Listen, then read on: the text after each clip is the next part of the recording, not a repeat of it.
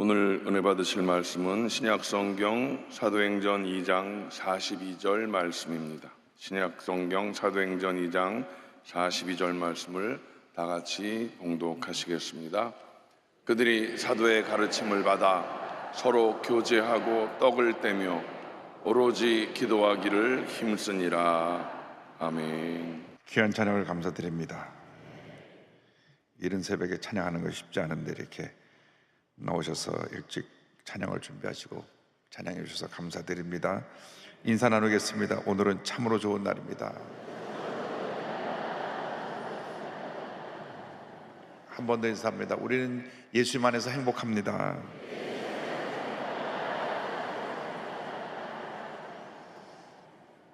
오늘 말씀 제목은 하나님께서 기뻐하시는 교회입니다.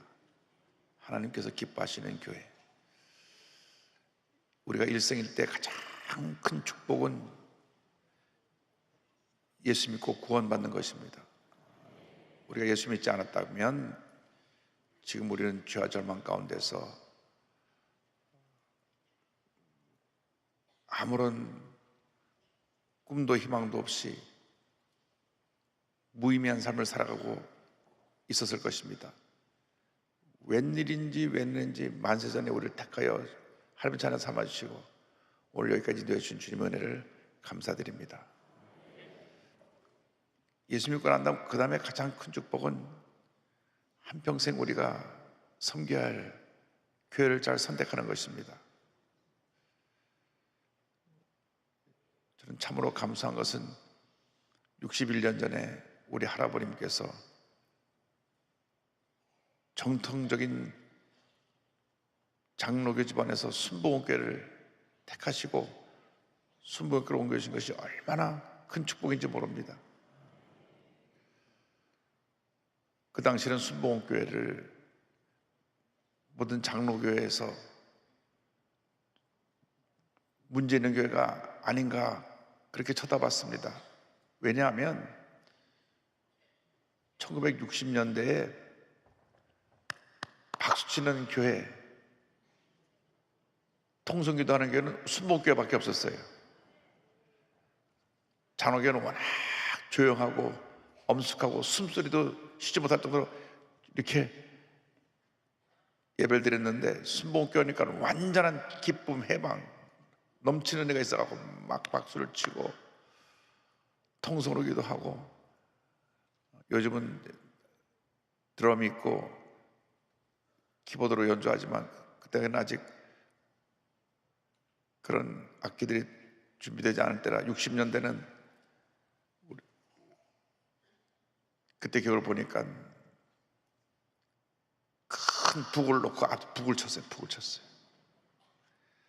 은혜 받은 한 성도가 2층에서 트럼펫을 불었어요. 그래서 처음에 숨못 껴갖고 이게 서커스도 아닌데 뭐 트럼펫도 불고 북도 치고. 그런데 중요한 것은 성령 충만을 받으니까 완전히 모든 게 바뀌어져 버렸습니다. 저는 순복음교회 오기 전에 성령이 있음도 알지 못했습니다. 마치 사도행전 19장의 에베소 교회처럼 성령이 있음도 알지 못했어요. 예수님에 대해서도 잘 알고 성경에 있는 창세부터 계시록까지의 말씀도 잘 알고 모든 걸 다 잘 알고 있었는데 성령이 계신 걸 몰랐어요. 성령이 계신 걸. 그런데 성령 받고 나니까 얼마나 주님에 감사한지 그저 너무 감사하고 또 감사하고 또 감사하고 또 감사하고. 성령 받고 나니까 교회 나가는 게 너무 좋아요. 일주일 내내 교회 가는 주일날만 기다립니다. 그때는 토요일날 오전 수업이 있었는데, 중고등학교 오전 수업이 있었는데 오전 수업 마치고 나면 토요일날 오후에 교회 와서 그냥 살았어요. 주보도 만들고 뭐 주일날 준비하고 하느라고. 왜 교회니까 교회니까 너무 좋고 예배 드리니까 너무 좋고 그저 좋은 거예요. 여러분 교회를 사랑하시기 바랍니다. 교회에 모든 모임에 열심으로 참여하고 열심으로 교회를 섬기고 일은 찾아서 하는 겁니다. 열심히 일을 찾아서 하고 그러면 기쁨이 넘쳐나게 되는 것입니다. 그런데 사도행전 2장 42절은 예루살렘 교회가 성령 강림 이후 탄생되어서 그 교회가 크게 부흥했을 때 어떤 역사가 나타났냐, 네 가지 역사를 2장 42절에 말씀하고 있는데, 첫째로 말씀으로 충만한 교회였던 것을 알 수 있습니다. 2장 42절에 따라서요. 그들이 사도의 가르침을 받아 사도의 가르침을 받았다. 여러분, 복받는 인생은 말씀을 아멘으로 받는 인생인 것입니다. 말씀을 주실 때 무조건 아멘으로 받으면 복이 되는 것입니다. 아멘이란 말은 진실로, 트루리, 그대로 이루어질 것을 믿는다는 고백입니다. 아멘할 때 이 말씀이 나의 것이 되는 것입니다. 이 말씀이 축복이고 기적이고 은혜고 말씀 속에 모든 것이 다 담겨 있습니다. 그래서 성경 전체에서 가장 긴 책인 시편이 150편인데 150편의 서론의 1편에 이렇게 시작합니다. 복 있는 사람은, 누가 복 있는 사람이냐? 여호와 야훼의 율법을 즐거워하여 그 율법을 주야로 묵상하는도다. 묵상하는 사람이 복 있는 사람이다. 누가 복 있는 사람입니까? 말씀을 주야로 묵상하는 사람이 복 있는 사람입니다. 말씀을 지켜 행하는 사람이 복 있는 사람입니다. 말씀에 열매를 맺는 사람이 복 있는 사람인 것입니다. 일생을 살아가는 동안 사람의 음성에 귀를 기울이지 말고 하나님의 말씀에 귀를 기울이고 말씀 앞에 순종할 때 복을 받게 되는 것입니다.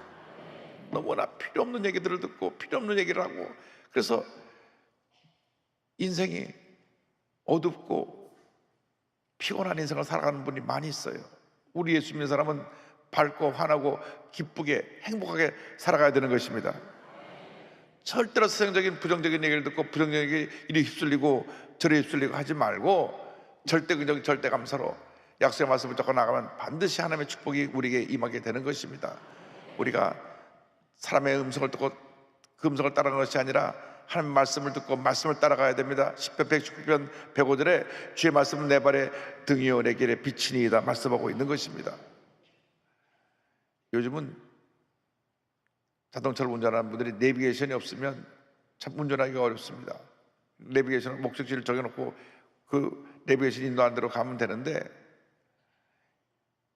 옛날에는 내비게이션이 없을 때는 지도를 봐야 됐습니다. 운전하다 길을 잃어버리면 중간에 세워놓고 다시 지도를 찾아보고 길을 찾아가야 됐습니다. 그런데 한평생 우리 인생의 내비게이션이 뭐냐? 말씀입니다. 말씀 안에 길이 있습니다. 말씀 안에 모든 축복이 다 담겨 있습니다. 말씀을 읽고 묵상하고 지켜 행하면 복이 많은 것입니다. 신명기 28장 1절로 14절은 말씀을 지켜 행할 때 받는 말씀의 축복에 대해서 말씀하고 있는데, 1절, 2절, 6절을 제가 보겠습니다. 내가 내 하나님 야훼의 말씀을 삼가 듣고 내가 오늘 내게 명령하는 그의 모든 명령을 지켜 행하면 내 하나님 야훼께서 너를 세계 모든 민족 위에 뛰어나게 하실 것이라. 내가 내 하나님 야훼의 말씀을 청정하면 이 모든 복이 내게 임하며 내게 이르리니 내가 들어와도 복을 받고 나가도 복을 받을 것이니라. 아멘. 복 받으라 그러면 싫어하는 사람 한 사람도 없습니다. 그런데 성경을 보니까 말씀을 지켜가면 들어간다 복을 받고 나가도 복을 받는다 그랬습니다. 왜 복을 받지 못합니까? 말씀대로 살지 아니하고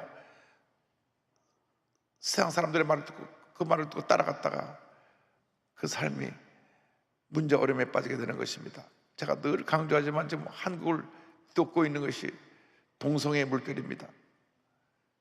자꾸 드라마에서 동성애 하는 것 갖다가 아름답게 만들어서 드라마에 띄우니까 중고등학생들이 보고 동성애가 뭐가 좋은 게 있는가 보다, 뭣도 모르고 따라갔다가 인생을 망칩니다. 요즘 또 마약이라는 게 들어와서 이걸 하면 기분이 좋아진다 하니까 마약을 한번 손댔다가 폐인이 됩니다. 완전히 몸과 마음이 다 망가집니다. 여러분, 성경의 가르침을 따라가야지. 성경이 하지 말라는 하지 말아야지. 성경에 보면요, 동성애는 구약시대에 돌로 쳐 죽이라 그랬어요. 뭐 지금 우리가 동성애하는 사람을 끌어서 돌로 쳐 죽이라는 건 아니고 그만큼 동성애가 문제가 있는 것입니다. 인생을 파멸시키는 것입니다. 마약도 마찬가지입니다. 마약은 정신을 파괴하고 육신을 파괴합니다. 요즘 일어나는 모든 사고들이 마약에 취해갖고 막 운전해서 사람들 죽이고 도망가고 술에 취하고 여러분, 이런 세상 것에 취하면 망합니다. 말씀에 충만하게 되기를 바랍니다. 교회는 말씀으로 충만할 때 하나님의 은혜가 임하게 되는 것입니다. 나가서 교회는 사랑으로 충만해야 됩니다. 2장 40에 서로 교제하며 그랬습니다. 교제라는 말이 헬라 원어로 코이노니아인데 이게 친교, 교제, 나눔, 교통, 그런 의미가 있습니다. 우리가 교회는 사랑을 나누는 것입니다. 하나님은 믿는 믿음이 우리의 삶의 기본이고 이웃을 향한 사랑의 나눔이 우리 삶의 기본입니다. 믿음과 사랑은 분리가 될 수 없습니다. 하나님을 믿는 믿음 안에서 사랑을 실천하는 것이 크리스찬의 모습인 것입니다. 그래서 사도행전 교회를 보면 유무상통했습니다. 2장 44절 45절에 보니까 믿는 사람이 다 함께 있어 모든 물건을 서로 통용하고 또 재산과 소유를 팔아 각 사람의 필요를 따라 나눠주며 그랬습니다. 2000년 전의 교회하고 오늘날 교회하고 이 부분에 있어 차이 나기 때문에 아직 우리가 세상을 완전히 뒤엎어 변화시키지 못하고 있는 것이 거기 있습니다. 사도행전 교회는 그 안에 궁핍한 사람이 한 사람도 없었습니다. 일단 교회만 들어오면 모든 필요한 걸 다 교회에서 나누어 줬습니다. 특별히 그 당시 남편을 잃고 고아가 된 사람들, 남편을 잃고 과부가 된 분들, 또 부모님을 일찍 잃고 고아가 된 사람들, 이방 나그네들을 교회에 들어오면 교회에서 다 보살펴 주었습니다. 성경에 구약성에 세 종류의 사람을 잘 사랑으로 돌보라고 했는데 첫 번째가 과부요, 두 번째가 고아요, 세 번째가 나그네, 요즘 말하면 다문화 가족입니다. 그들을 사랑으로 섬기라는 것입니다. 그들을 품어야 됩니다. 그래야 하나님께서 교회에 더 복을 주시는 것입니다. 그리고 그걸 섬기는 자들에게 더 복을 주시는 것입니다. 이 이론을 갖다가 마르크스라고 하는 신학생이 공산주의를 만들어 갖고 실천해 보려고 했는데 공산주의가 망한 이유가 있습니다. 성령의 능력으로 나눠줘야 되는데 공산주의는 강제히 총과 칼로 내나고 뺏어갖고 주니까 다 못 살게 됐어요. 여러분, 교회 안에서 진정한 사랑의 나눔이 있게 되기를 바랍니다. 사도행전 4장 34절 35절입니다. 그 중에 가난한 사람이 없으니 이는 밭과 집에 있는 자는 팔아 그 판 것의 값을 가져다가 사도들의 발 앞에 두매 그들이 각 사람의 필요를 따라 나누어 줍니다. 교회 안에 가난한 사람이 없었다. 굶주리는 사람이 없다는 겁니다. 제가 어저께 뉴스를 보고 깜짝 놀랐어요. 배추 한 포기 9,900원. 990원 공이 하나 잘못 못했나. 그래서 중국에서 수입을 해온다고 합니다. 지금 이만큼 경제가 어려운데 이제 곧 김장을 해서 우리 장애인 대교구 한 2,000가정에게 나눠줘야 되는데 어저께를 보면서 배춧값 주님이 걱정하지 말라, 나 다 채워줄 것이다. 뭐 우리가 2,000명분 배추 못 해주겠습니까? 우리 교인이 몇만 명인데 오늘 새벽 예배 드리는 동안 내가 장애인 배추값 10포기 값 내놓겠다고 하면 다 끝나는데 그런 건 이렇게 나눠야 돼. 그 교회 예산 들여갖고 자꾸 이런 거 배축하고 이렇게 하지 말고 배추값이 얼마나 된다고 올해는 김장을 더 많이 해가고 배추값 비싸니까 더 많이 해서 우리 장애인 대교구 2,000세대 다 나눠주고 탈북자 세대 한 1,000세대 나눠주고 한 3,000세대 나눠줍시다. 할렐루야.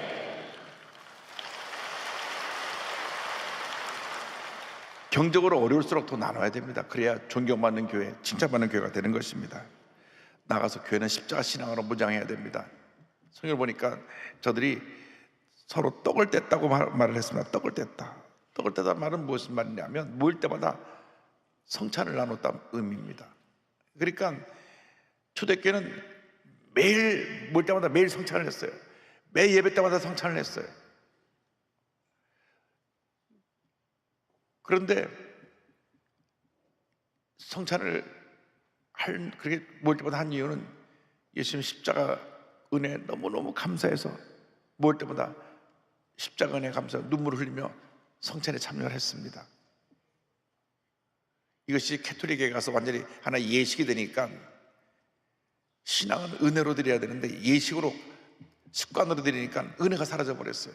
그래서 종교개혁을 하면서 이러한 캐톨릭의 예식을 다 없앤다 하면서 성찬을 개신교에서 많이 하지 않는데, 우리 순복음께서는 초대교회 전통을 따라서 모일 때마다 하는 것은 습관적으로 될 수 있을 수 있는 그러한 문제점이 있기 때문에 매월 첫 주 성찬식을 갖는 것입니다. 그 성찬식을 갖는 것은 하나님의 뜻입니다. 초대교회 전통입니다. 우리가 한마음 돼서 성찬에 참여할 때 주님 감사합니다. 예수님의 십자가 은혜로 내가 구원받았습니다. 주님의 고난을 기억하는 것입니다. 고난을 잃어버린 세대는 모든 걸 다 잃어버린 세대입니다.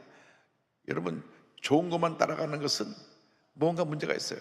고난이 있은 다음에 축복이 있는 것이지, 축복만 가다 보면 잘못된 대로 빠질 수가 있어요. 우리가 예수님 안에서 십자가 고난을 늘 기억하면서 감사하고 또 감사하게 되기를 바랍니다. 우리가 우리 인생 살아가는 동안에 십자가 은혜가 없으면 우리는 신앙에 메말라져 버리고 맙니다. 은혜와 십자가는 하나입니다. 십자가 신앙으로 무장된 사람이 은혜를 받는 것입니다. 모든 문제는 교회를 오래 다녔는데 은혜가 떠난 사람들입니다. 은혜가 떠난 사람들이 모든 문제를 일으킵니다. 감사가 없으니까 부정적이 됩니다. 그래서 입만 열면 불평을 하고 남을 비판하고 교회를 세우는 게 아니라 교회에 상처를 입힙니다. 왜? 은혜가 사라져서 그래. 은혜.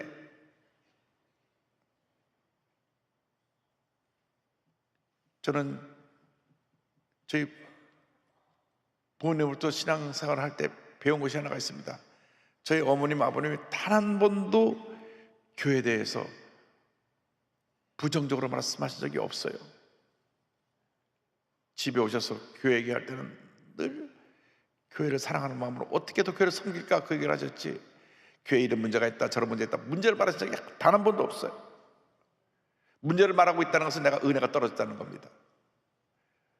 문제가 보인다는 것도 은혜가 떨어지고 있다는 증거예요. 그래서 문제가 볼 때 어떻게 합니까? 내가 문제를 가서 해결해야 돼요. 문제를 내가 가서 해결하면 되잖아요.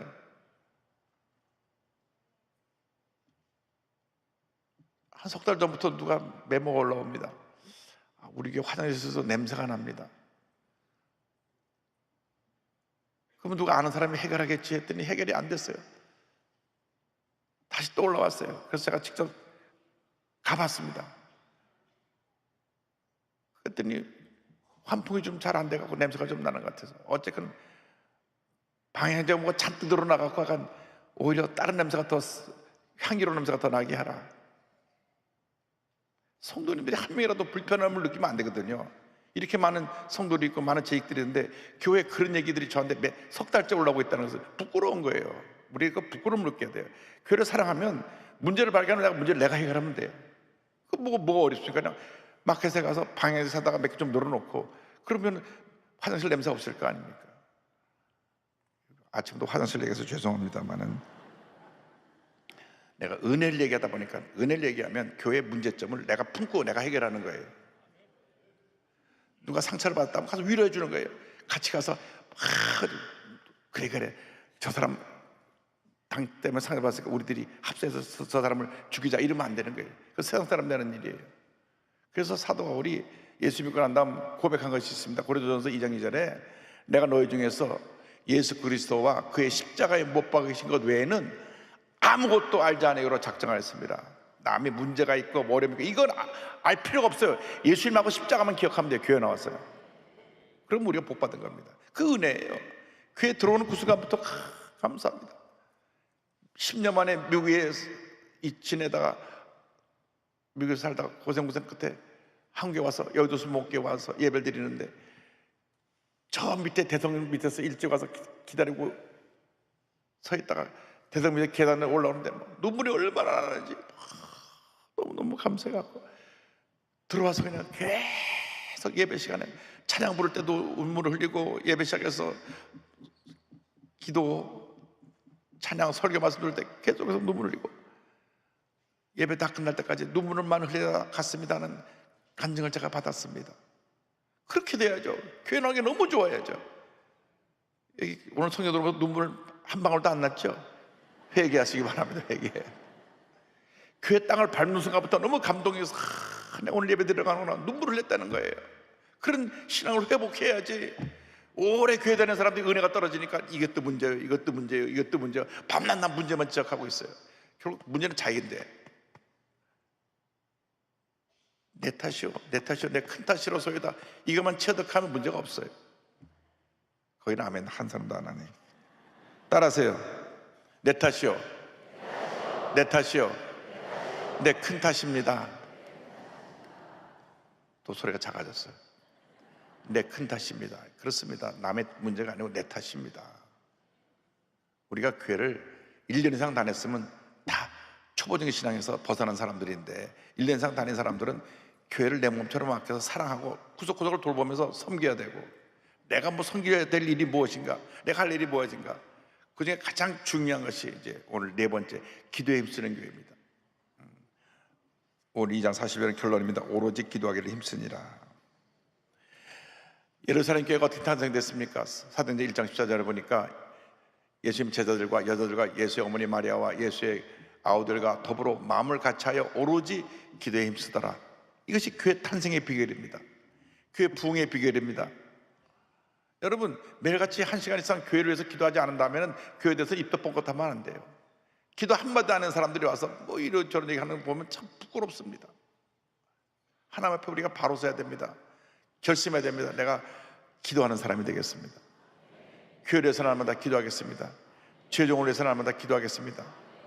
문제를 만났을 때 내가 사람들 찾아서 문제를 이야기할 것이 아니라 하나님께 엎드려서 하나님 도와달라고 눈물로 기도해야 되는 것입니다. 그때 기적이 일어납니다. 축복이 많은 것입니다. 그래서 여러분 일생을 살아가는 동안 하나님 앞에서 늘 하나님을 기쁘시게 하는 주님의 일꾼들이 되어서 하나님의 은혜로 충만해서 말씀을 사랑하고 주의 사랑을 이웃에게 나눠주고 늘 십자가를 기억하고 기도에 힘쓰는 여러분 모두 되시기를 주님의 이름으로 축원합니다. 기도하겠습니다. 사랑과 은혜와 자비가 원하신 하나님 아버지, 이 아침에 우리를 교회를 사랑하는 법을 깨닫게 하신 것을 감사합니다. 일생 나가도록 교회를 사랑하고 교회를 위해서 충성헌신 봉사하는 우리 모두가 되게 하여 주옵소서. 예수님의 이름으로 기도드립니다. 아멘. 우리 자리 다 일어나셔서 아픈 자리에 손 얹고 가슴에 손 얹고 기도합니다. 사랑과 은혜와 자비가 원하신 하나님 아버지, 믿음으로 손 얹고 기도합니다. 주님 안수하여 주시옵소서. 나사렛 예수 그리스도의 이름으로 명하노니 모든 질병은 목숨을 놓고 떠나 갈지어다. 마음의 병, 육신의 병은 다 떠나 갈지어다. 마음의 염려, 근심, 걱정, 고통, 괴로움, 상처, 부정적인 생각은 떠나갈지어다. 심한 두통, 불면증, 우울증, 노쇠, 각종 정신질환은 물러갈지어다. 눈과 코와 입과 목의 질병은 떠나가라. 어깨, 척추, 허리, 관절의 병이 물러갈지어다. 심장병, 위장병이 떠나갈지어다. 고혈압, 당뇨가 물러갈지어다. 악성 종양과 암은 떠나가라. 피부병, 난치병, 불임증도 물러갈지어다. 자녀를 위한 기도가 응답될지어다. 자녀들이 원하는 대학에 가게 될지어다. 가정과 사업과 직장에 하나님의 복이 임할지어다. 모든 기도의 제목에 주의 뜻 가운데 응답될지어다. 주님, 저희들의 기도를 들으심을 감사합니다. 저희들이 드린 귀한 예물 주님께서 축복하시고 드린 손길마다 천배만배 복을 내려 주시옵소서. 예수님 이름으로 기도드립니다. 아멘. 지금은 우리 구세주 예수 그리스도의 무한하신 은혜와 하나님 아버지의 크고 넓으신 사랑과 성령의 감동감화 인도고통 충만하게 하심이 오늘 주 앞에 나와 교회를 사랑하고 교회에서 헌신하도록 결심한 주님의 귀한 일꾼들 위해 지금부터 영원토록 함께 있을지어다. 아멘.